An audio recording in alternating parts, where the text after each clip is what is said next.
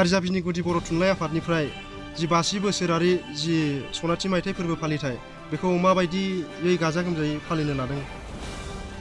जोंनि खारिजाबिनि प्राइमारि बर' साहित्य सभाया देग्लाय जोंनि प्राइमारिया 50 बोसोर जानायलाय जों गाजा गोमजायै थारमाने सनाथि मायथाइ फोरबो हिसाबै जों फालिनो थाखाय आखायाव लानाय जादों आरो बेवहाय जोंनि गासिबो खारिजाबिनि प्राइमारि बर' साहित्य सभानि बेन्दोङाव थानाय रायजो राजाफ्रानो जोंखौ हेफाजाब होदों। बेनि थाखायनो देग्लाय जों बे हाबाफारिया मोजाङै मोजां गाजा गोमजायै जाना थांगोन होननानै आं आसा खालामो। प्राइमारि बर' साहित्य सभानि बानजा आफादनि आफादगिरि हिसाबै आं बयखौबो खावलायखाबाय आरो बिथांमोना खोथाबो होखादों गाहामै गाहाम जागोन होननानै आं आसा खालामो। नोंथांमोना बे सानथामनि हाबाफारियाव मा मा हाबाफारिफोरखौ लादों? सिगाङावनो जोङो बे सानथामनि हाबाफारियाव दिनै जों गाहाय खुन्थियाखौ गायबाय आरो बिनि उनाव 16 अक्ट'खालि जोङो गाहाय लांगोना जों बेखेवगोन, बिनि उनाव जामुंसालि बेखेवगोन, बिनि उनाव जोंनि मुंख्लं थानजि बेखौ बेखेवगोन आरो लोगोसे जोंनि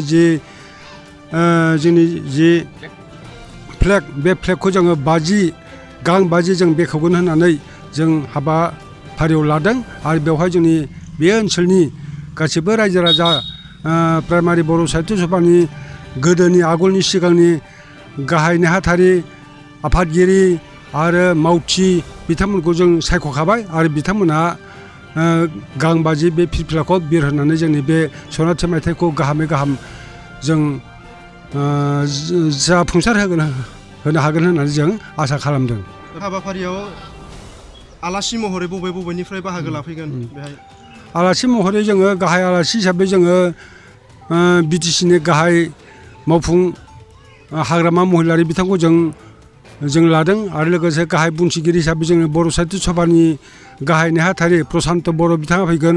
लोगोसे जोंनि बे ओनसोलनिनो EM अनसुमै खुंगुर बर' बिथाङाबो बेयाव आलासि महरै नुजाफैगोन आरो लोगोसे गुवाहाटी इउनिभारसिटिनि रिडार मानगोनां डक्टर अनिल बर' बिथाङाबो बेवहाय आलासि महरै नुजाफैगोन आरो लोगोसे सानैसो गण्यमान्य सुबुंफोरा बेवहाय नुजाथिफैगोन।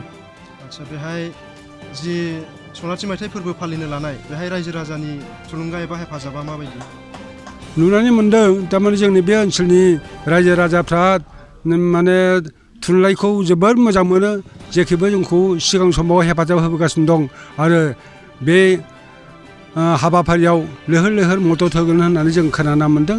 बेखौनो जोंनि आफादाबो दा माने हांख्रायहरदों आरो बिथांमोना मदद होगोनबो होननानै आं आसा खालामो। बे सनाथि मायथाइ फोरबो फालिथाय बबे जायगायाव जागोन?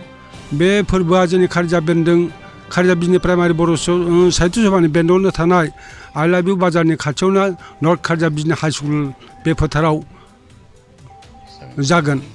गोजोन्थों।